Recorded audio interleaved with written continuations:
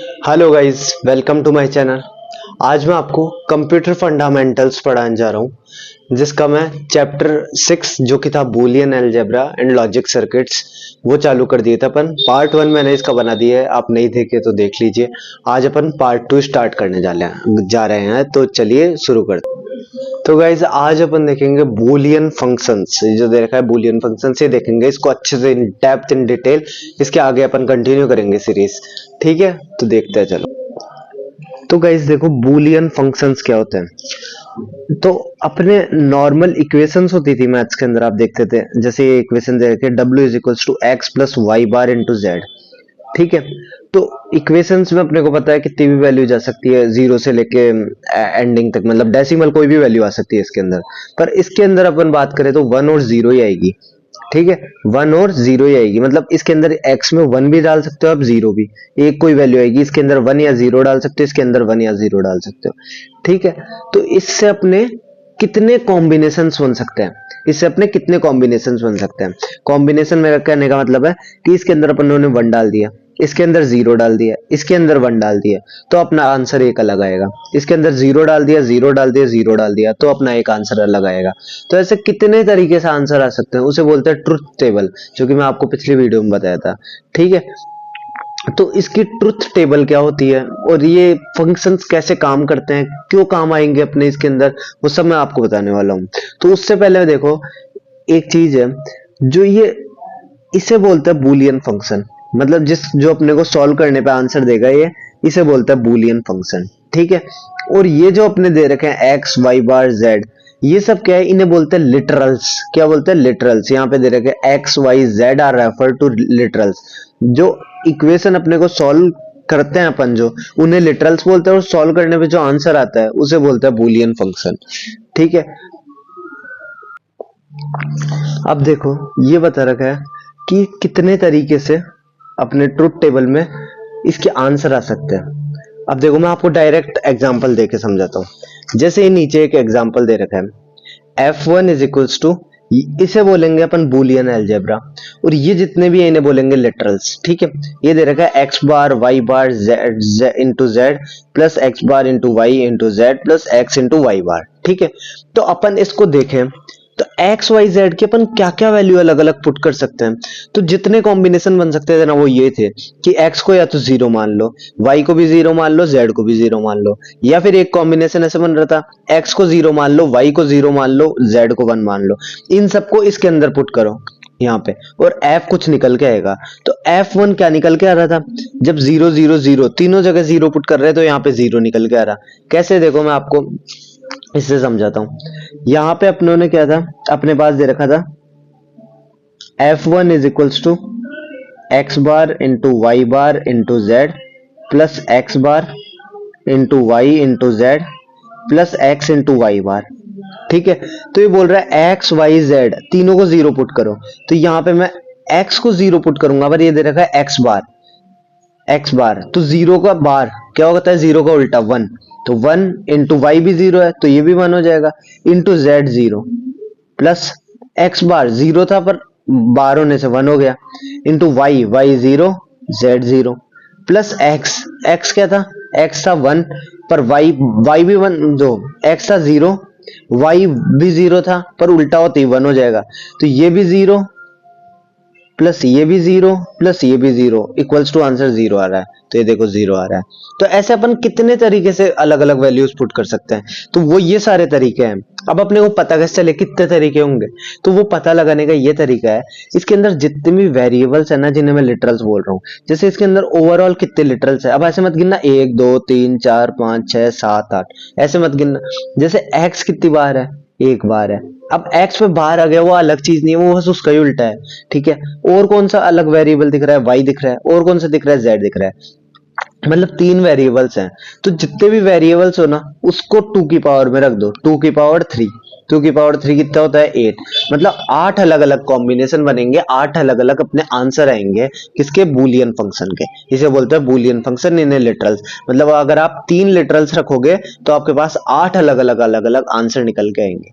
ठीक है, तो ये देखो 8 अलग अलग आंसर निकल के आए हैं, सब 8 है, आप गिन के देख लीजिए। ठीक है, तो 8 अलग अलग आंसर आएंगे। अब अपन ये क्यों पढ़ रहे हैं बूलियन फंक्शन, ये अपन इसलिए पढ़ रहे हैं क्योंकि ये 8 जो आंसर आए ना, ये क्या सेम हो सकते हैं कोई दूसरे बूलियन फंक्शन के। मतलब यहाँ पे 0 आया, यहाँ पे 1 आया, यहाँ पे 0 आया, यहाँ पे 1 1 1, ऐसा ही कोई और बूलियन फंक्शन भी एग्जिस्ट करता है क्या दुनिया में जिसकी यही सेम आंसर आए? तो हाँ, बिल्कुल करता है। तो ये जो दे रखा है operation X F is equal to X bar Y bar into Z plus x bar Y Z plus X Y bar, ऐसा ही एक और बूलियन फंक्शन दे रखा है जो दे रखा है f2 is equal to x into Y bar plus x bar into z. ठीक है, तो ये क्या है, इसके अंदर आपको वही आंसर मिल जाएंगे जो कि आपको इसमें मिले थे आंसर। जैसे कि देखो, मैं इसी को अब नीचे की साइड सॉल्व करता हूँ। ये f2 दे रखा है ना, x into Y bar plus x bar into z. ठीक है, अब मैं x y z तीनों की वैल्यू 0 पुट कर रहा हूं, तो यहां पे 0 पुट किया तो 0 इंटू वाई बार कितना होता है 1, क्योंकि ये 0 था, 0 का उल्टा 1, x 0 था, इसका उल्टा 1 इंटू जेड 0, तो 0 प्लस 0 0 ही होता है। यही नहीं, आप कोई सी भी पुट करके देख लो, आप 0 1 1 पुट करोगे ना तो आपका f1 यानी इसके अंदर आंसर 1 आएगा और इसके अंदर भी 1 आएगा, मतलब सारे सेम आएंगे। तो मतलब ऐसे बूलियन फंक्शन एग्जिस्ट करते हैं जिसमें दोनों के अंदर आंसर सेम आए। अब आप बोलोगे इसका क्या होगा, इस क्या करना पड़ेगा इसका अपने को, तो ये करना पड़ेगा, इसके अंदर आगे आप पढ़ोगे सर्किटरी, जो मैं पढ़ाया था आपको एंड सर्किट, वो सारे के सारे, तो इसके अंदर आपको सर्किट ज्यादा लगाने पड़ेंगे, इसके अंदर आपको सर्किट कम लगाने पड़ेंगे। मतलब ये एक तरीके से इसी का नाम, मतलब ये वही है, जैसे मान लो घर पे एक जने का नाम है राधे श्याम, ठीक है, और स्कूल में वो क्या है, थोड़ा फैशन में रहता है, उसने नाम निकाल रखा है अपना मार्क। ठीक है, मेरा नाम है मार्क। ठीक है, तो वही नाम है, मार्क छोटा है, पर उसको बुलाने के लिए अपन मार्क भी बोल सकते हैं, राधे श्याम इतना बड़ा नाम भी बोल सकते हैं। तो वही बात है, ये वही है, इन दोनों का मतलब एक ही है, पर इसको निकाले कैसे? अपने को मान लो इतनी बड़ी इक्वेशन दे रखी हो, अगर अपने को इसको मिनिमाइज करना आता है, मिनिमाइज करके ये छोटा वर्जन लिया है अपन, तो अपन एक अच्छे आर्किटेक्चर बन सकता है, कंप्यूटर का अच्छा आर्किटेक्चर बना सकते हैं।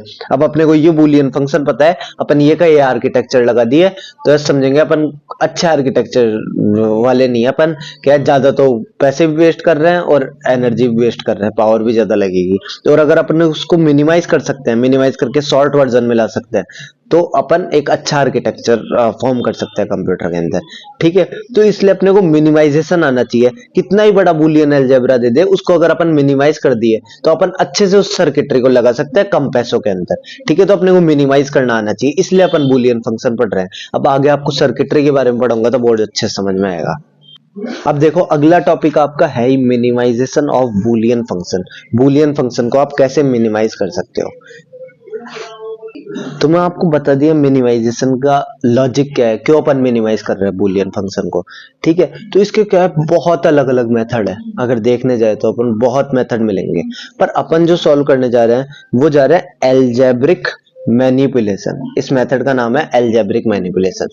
इसका मतलब सीधा सा है कि ट्राई करो, नहीं हुआ तो वापस आ जाओ। मतलब ये एक तरीके से भूल भुलैया की तरह है, अलग अलग रास्ते जा रहा है, कोई कहाँ जा रहा है, कोई कहाँ जा रहा है, हर पाथ में जाके देखो, अगर आपको रास्ता मिल गया तो सही है, नहीं मिला तो फिर वापस आओ और फिर अगले में जाओ, नहीं मिला तो सही है। इसे बोलते हैं cut and try method, cut and try. ठीक है, कट एंड ट्राई प्रोसीजर। ठीक है, तो मतलब इसका कोई हार्ड एंड फास्ट रूल्स नहीं है कि ये ऐसे ही सॉल्व होगा। इसको अपन पोस्टुलेट्स अपने पास जो अपन ने पढ़े थे ना पहले, वो यहाँ पे काम आएंगे और अपन इनको उस हिसाब से सॉल्व करेंगे। अपन जैसे अपने को जच रहा है कि ऐसे चल लेते हैं, स्टेप ऐसे चल लेते हैं, वैसे अपन सॉल्व कर सकते हैं। इन एग्जाम्पल से आपको समझ में आ जाएगा कि अपन कैसे इसे सॉल्व करेंगे। अब देखो, जैसे एग्जाम्पल ए दे रखा है F is equals to x plus x bar y, क्या इससे भी छोटा हो सकता है बूलियन फंक्शन? देखते, ट्राई करके देखते हैं, होगा तो सही, नहीं होगा तो सही। तो देखो, इसमें मैं क्या मेथड लगाऊं, पोस्टुलेट्स भूल जाओ, थोड़ा बहुत जो मैं बताया था ना आपको वो याद है तो बहुत है। ठीक है, तो मैं क्या मेथड लगाऊं, याद करो मैंने एक बताया था डिस्ट्रीब्यूटिव लॉ, ठीक है। अब नाम से याद मत करो, उसमें क्या था, उसमें बस उसका मेथड याद रखो क्या था। इसके अंदर ये था कि इसको अपन पहले इससे मल्टीप्लाई करेंगे, मतलब इससे करेंगे पहले ऑपरेशन, फिर इससे करेंगे, ठीक है। तो इसके अंदर कैसे था, x को पहले अपन करेंगे इस x बार से, ठीक है, और साइन कौन सा लगाएंगे बीच में, साइन ये जो दिख रहा है ना प्लस का, ये अपन लगाएंगे यहाँ पे x प्लस एक्स बार, और ये जो इनटू का है ये इन दोनों के बीच में लगाएंगे। अब x को मल्टीप्लाई करेंगे y से, पर बीच में लगाएंगे ये वाला साइन प्लस वाई, ठीक है। मैंने बताया था ये इनटू का तो बीच में आ जाता है साइन, और ये प्लस का आना इन दोनों के बीच आता है, x plus x bar x plus Y, ठीक है, और इन दोनों के बीच में मल्टीप्लाई का साइन। अब देखो x प्लस एक्स बार, कोई रूल्स नहीं रटना, एक रूल था इसके अंदर मैंने जो बताया था उनके अलावा नहीं रटने। अब देखो ये क्या लेगा, 0 या फिर 1 लेगा, ठीक है।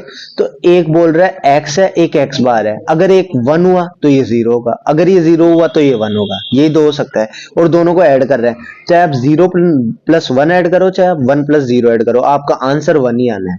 तो मतलब इसको अपन 1 लिख सकते हैं, 1 इंटू एक्स प्लस वाई। अब किसी को 1 के साथ मल्टीप्लाई करते तो वही आता है, मतलब x प्लस वाई, मतलब इसको अपन x plus x bar Y को x प्लस वाई भी लिख सकते हैं, ठीक है। अब अपन अगला एग्जाम्पल, अब देखो अगला जो है वो दे रखा है x इंटू एक्स बार प्लस वाई, ठीक है। तो अपन इसको सॉल्व करते हैं, इसको भी अपन देखो डिस्ट्रीब्यूटिव लॉ मुझे दिख रहा है लगता हुआ, मतलब इसको इससे मल्टीप्लाई करो, इसको इससे मल्टीप्लाई करो, x और ये बीच वाला साइन लगा दो x इंटू एक्स बार, ठीक है, और बीच में ये वाला लगा दो plus x into Y, X into X bar x into Y, ठीक है। अब देखो चाहे 1, अगर ये 1 हुआ तो ये 0 होगा, ये 0 हुआ तो ये 1 होगा, 1 इंटू 0 करो चाहे 0 इंटू 1 करो, आपका आंसर 0 ही आना है। तो ये 0 हो गया plus x into y which is equal to x y, ठीक है। तो इसको अपन मिनिमाइज करके ये लिख सकते हैं। अब एक तो अपने को 3 सर्किट्स लगाने पड़ रहे थे, एक्स बार नॉट लगाना पड़ रहा था, फिर वाई, अब अपने को एक्स वाई बस 2 सर्किट लगा, 2 गेट से लगाने पड़ रहे हैं, ठीक है। अब अपन अगला देख, अब देखो सी जो दे रखा है वो दे रखा है X bar into Y bar into Z plus x bar into Y into Z plus X into Y bar, ठीक है।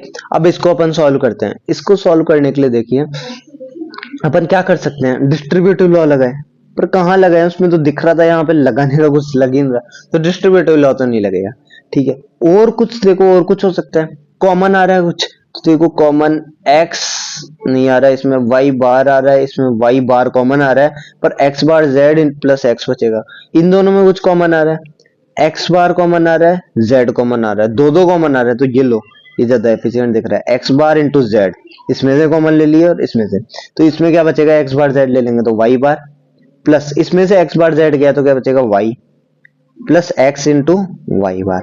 अब देखो ये वही बात हो गई, 1 प्लस 0 या फिर 0 प्लस 1, आप कुछ ही करो, 1 प्लस 0 करो चाहे 0 प्लस 1 करो, आपको 1 ही आना है, तो 1 आ जाएगा ये, ठीक है। अब 1 से आप इसको मल्टीप्लाई करोगे तो आपके पास आ जाएगा x bar into Z plus x into Y bar. अभी इसको आगे क्या सॉल्व कर सकते हैं अपन, x कॉमन आ रहा है, नहीं आ रहा, और ये तो अलग है ही z और y बार, तो मतलब आगे सॉल्व नहीं होगा, ये आपका आंसर। अब देखो अगला एग्जांपल, इसको अच्छे से देखना, इसको पहले आप सॉल्व करो, मैं लिटरली बोलूंगा आप सॉल्व करो इसमें, क्योंकि मैं भी 1-2 बार गलत हुआ था, ठीक है। सही बताऊं तो मुझे देखना पड़ा था आंसर, ठीक है। अब देखो आपको मैं एक हिंट देता हूँ, पूरा आंसर नहीं बताऊंगा पहले, है ना, आप सॉल्व करने का ट्राई करना। मैं ये बोलूंगा इसमें डिस्ट्रीब्यूटिव लॉ तो लगेगा, 3 चीजें हैं, ठीक है, 2 थी तो अपन फिर भी लगा देते, 3 चीजें हैं, डिस्ट्रीब्यूटिव लॉ नहीं लगेगा। अब आगे देखें कुछ कॉमन आ रहा है, तो कुछ कॉमन भी यहाँ से, कहां से लोगे कॉमन, इसमें से y ले लिए तो x प्लस जेड बचेगा, कोई वो एफिशिएंट वाला वे नहीं है। यहां से अपन z ले लिए तो x बार प्लस वाई बचेगा, कोई ऐसी एक्स्ट्रा चीज नहीं बचेगी जो कि कट रही है या 1 हो रही है 0 हो रही है, ठीक है। तो अपन क्या करें, तो अपने को कुछ ऐड करना पड़ेगा इसके अंदर। अब क्या ऐड करना पड़ेगा, कुछ ऐसा ऐड करना पड़ेगा जहां पे अपन मान लो कहीं भी अपन कुछ चीज ऐड करें, जैसे x इंटू वाई में ऐड किए, अब क्या ऐड करेंगे, डेफिनेटली एक्स वाई दे रखा है तो z ऐड करना बनता है, ठीक है। तो इंटू क्या होता है, x इंटू वाई इंटू 1, अगर x into Y into 1 x y होता है मुझे पता है, पर 1 को मैं क्या लिख सकता हूँ, 1 को मैं क्या ये लिख सकता हूँ z प्लस जेड बार, लिख सकता हूँ बिल्कुल, क्योंकि ये 1 प्लस 0 1 ही होता है, अब 0 प्लस 1 1 ही होता है, तो z प्लस जेड बार लिख सकता हूँ। पर मैं इसको x प्लस एक्स बार भी लिख सकता हूँ, मैं इसको y प्लस वाई बार भी लिख सकता हूँ, तीनों का मतलब 1 ही है। अगर मैं x प्लस एक्स बार लिखता हूँ तो मैं कहाँ पे ऐड कर सकता हूँ, जहां पे x नहीं है, कहाँ पे x नहीं है, यहाँ पे x नहीं है, तो यहाँ पे ऐड कर सकता हूँ। y प्लस वाई बार मैं कहाँ ऐड कर सकता हूँ, जहां पे y नहीं है, मतलब यहाँ ऐड कर सकता हूँ। मैं z प्लस जेड बार कहाँ ऐड कर सकता हूँ, जहां पे z नहीं है, यहाँ पे ऐड कर सकता हूँ। ठीक है, मतलब या तो मैं तीनों में ऐड कर दूं या फिर किसी में एक में ऐड करूं। तो मैं एक में ऐड करना चाहता हूँ। एक में क्यों ऐड करना चाहता हूँ, क्योंकि मान लो लेट से मैं x इंटू वाई में ऐड कर दिया, x इंटू वाई में इंटू जेड प्लस जेड बार ऐड कर दिया। इससे क्या होगा, डिस्ट्रीब्यूटिव लॉ लगेगा, ये इससे मल्टीप्लाई होगा, ये इससे मल्टीप्लाई हो जाएगा, ये हो जाएगा x into Y into Z plus X into Y into Z bar, ये हो जाएगा। तो इससे क्या हो जाएगी, तीन तीन इक्वेशन बन जाएगी, तो दो कॉमन आ जाएंगे, मतलब ये दो दो, जैसे एक्स वाई इसमें से कॉमन आ गया, ठीक है, एक्स बार जेड यहाँ पे कॉमन नहीं आ रहा है ना। तो ऐसे मैं ऐड करना चाहता हूँ ताकि दो ऐड हो जाए और कैंसिल हो जाए चीजें, ठीक है। पर मैं ऐड कहां पे करूं, यहाँ पे z प्लस जेड बार ऐड करूं, यहाँ पे y प्लस वाई बार ऐड करूं, या फिर यहाँ पे x प्लस एक्स बार ऐड करूं। तो यहाँ पे मैं देखो क्या ऐड करूंगा, यहां तक मैं हिंट दे दिया, अब आप सॉल्व करने की कोशिश करो। इतना हिंट दे दिया, अब आप सॉल्व करने की कोशिश करो। कर लिए, कर लिए, ठीक है। अब देखो मैं ऐड करूंगा यहाँ पे x प्लस एक्स बार। क्यों ऐड करूंगा, क्योंकि मुझे पता है यहाँ पे अगर मैं ऐड कर दिया तो वो y बार वाली जो टर्म है ना वो एक्स्ट्रा रह जाएगी और दिक्कत करेगी। यहाँ पे मैं ऐड कर दिया तो z बार वाली टर्म दिक्कत करेगी, पर यहाँ पे मैं x और x बार वाली टर्म कर दिया तो x तो ये ले जाएगी और x बार ये ले जाएगी, मतलब x बार हट जाएगा मेनली, इसलिए मैं यहाँ पे ऐड करूंगा। तो मैं क्या किया, x into Y plus x bar Z plus Y into Z, और यहाँ पे मैं ऐड कर दिया इंटू 1 की जगह x प्लस एक्स बार, ठीक है। अब मैं क्या किया, x into Y plus x bar into Z plus Y into Z into, मैं अब पहले इसको मैं इससे मल्टीप्लाई करूंगा पूरी टर्म को, फिर इस पूरी टर्म को मैं इससे मल्टीप्लाई करूंगा, into X plus Y into Z into X bar, ठीक है। अब देखो मैं दो दो टर्म क्या बोल रहा था, एक्स वाई यहां से कॉमन आ गया, ठीक है, और एक्स वाई कहां से कॉमन आ गए, यहां से, ये देखो एक्स वाई, एक्स और वाई, तो मैं एक्स वाई इन दोनों में से कॉमन ले लूंगा। यहां पे बच गया 1 प्लस यहां पे क्या बच गया, z plus x bar Z यहां से कॉमन आ रहा है, एक्स बार जेड यहां से कॉमन आ रहा है, तो एक्स बार जेड यहां से ले लूंगा। यहां पे क्या बच गया 1, यहां पे क्या बच गया y। अब देखो 1 के साथ आप कुछ भी ऐड करो, 1 के साथ z चाहे 0 चाहे 1 हो, आपका आंसर 1 ही आना है। 1 के साथ 0 ऐड करो या 1 ऐड करो, 1 ही आना है, तो इसको अपन 1 लिख सकते हैं। तो X Y into 1 plus x bar Z, ये 1 के साथ ऐड हो रहा है तो ये भी 1 होगा, तो अपना final answer x into Y plus x bar into Z, ये अपना फाइनल आंसर होगा, ठीक है। अब देखो एफ ई वाला देखते हैं, है ना, ई। तो इसके अंदर क्या करेंगे अपन, इसके अंदर अब अपन डिस्ट्रीब्यूटिव लॉ नहीं लगा सकते, तीन तीन चीजें है और मल्टीप्लाई में ही है तीनों, कोई जच नहीं रहा, है ना। कुछ ऐड करे, यहाँ पे कुछ कॉमन आ रहा है, पहले कॉमन भी कहां से ले, मल्टीप्लाई हो रही है, तीनों कॉमन नहीं है एक तरीके से, फिर ऐड करे कुछ, तो ऐड कैसे कर सकते हैं, ऐड अपन कर सकते हैं प्लस 0 लगा के, पर यहाँ पे ऐड का मुझे कुछ नहीं दिख रहा कोई फर्क, कि मेरे पास एक्स वाई दे रखा है। अब मान लो यहाँ पे मैं z की टर्म ऐड करूँ तो इसके लिए पार्शियल हो जाएगा, इसके लिए हो जाएगा। अब आप बोलोगे यहाँ पे x बार दिख रहा है तो x की टर्म ऐड करो, तो x प्लस एक्स बार में अगर ऐड कर दिया तो प्लस में 0 आना चाहिए, तो x इंटू एक्स बार ऐड करूंगा, ठीक है, क्योंकि x इंटू एक्स बार 0 होता है, ठीक है। तो भी मुझे कुछ ऐसा खासा फायदा नहीं दिख रहा, कॉमन लेके भी क्या करूंगा, तीनों मल्टीप्लाई में चीजें।